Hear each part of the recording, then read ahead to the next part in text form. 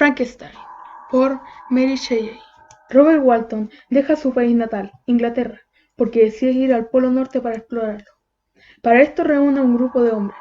Cuando la tripulación está lista, parten. Cuando ya están cerca del polo, ven a lo lejos una sombra de un hombre muy alto que andaba en trineo. Poco tiempo después, ven un hombre que estaba en un bloque de hielo. Lo suben al barco y se hace amigo de Robert Walton. Entonces es cuando le cuenta su aterradora historia. Victor Frankenstein es de origen ginebro. Nació en una familia acomodada económicamente.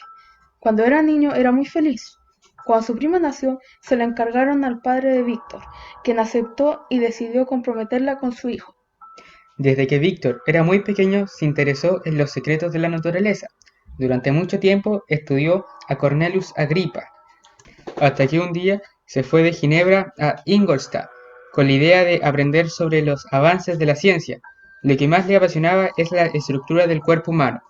Cuando tenía todos los conocimientos necesarios, decidió que estaba listo para realizar el proyecto que siempre había querido realizar: crear un ser humano. Comenzó su trabajo como quien arma un rompecabezas, olvidándose de que estaba usando partes de humanos. Trabajó hasta lograr conseguir su objetivo. Pero cuando vio al ser que creó con vida quedó horrorizado. Al ver su aspecto, el doctor salió corriendo de la habitación en donde estaba el monstruo. Al día siguiente salió a caminar por Ingolstadt, hasta que se encuentra con Clerval, su mejor amigo.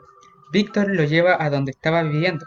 Cuando llegan, le pide a su amigo que lo espere en la entrada, mientras él va a su habitación, y cuando entra, la sorpresa que se llevó, el monstruo ya no estaba. Tiempo después el doctor Frankenstein cayó enfermo, pero su amigo lo cuidaba hasta que un día Clerval le da una carta de su prima, la que decía que estaban preocupados por él. Luego de leerla, Víctor decide responderla. Cuando Víctor se recupera, toma la decisión de presentarle sus profesores a Clerval. Después de un tiempo, Víctor recibe una carta de su padre, en donde lamentablemente le informaban que su hermano William había fallecido. Víctor decide regresar a Ginebra con su familia. Al llegar descubre que el monstruo que él había creado fue quien mató a William, pero habían acusado a Justin. Finalmente, Justin fue declarada culpable y condenada a la muerte. Un tiempo después, deciden hacer una excursión a las montañas para aliviar el dolor que sentían por su pérdida.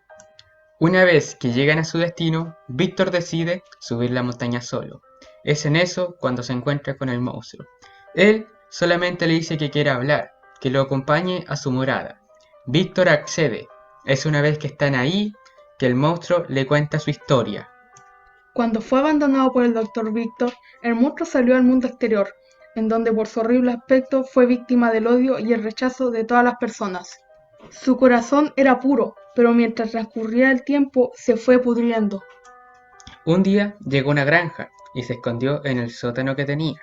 Pasó mucho tiempo, aprendió a hablar y a escribir.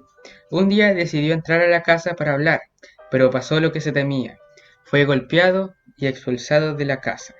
Cuando terminó de contar su historia, le pidió al doctor que creara una mujer igual a él, para así poder ser feliz. El doctor aceptó, así que volvió a Ginebra con el fin de crear a otro ser igual de horripilante como el monstruo. Decidió ir a una isla para trabajar mejor. De vez en cuando tenía miedo de que sea igual o más diabólica que el monstruo. Mientras el doctor trabajaba, descubrió que el monstruo lo estaba vigilando. Esto causó que se enojara y que destrozara el proyecto, lo que causó la ira del monstruo contra su creador.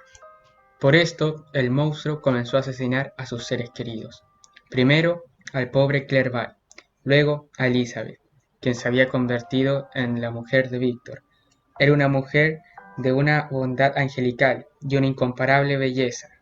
Fue el mismo día de su boda que el monstruo la asesinó. La historia comienza cuando Victor Frankenstein va en busca del monstruo y es rescatado por Robert Walton, pero después de contar su historia, el doctor enfermo finalmente murió.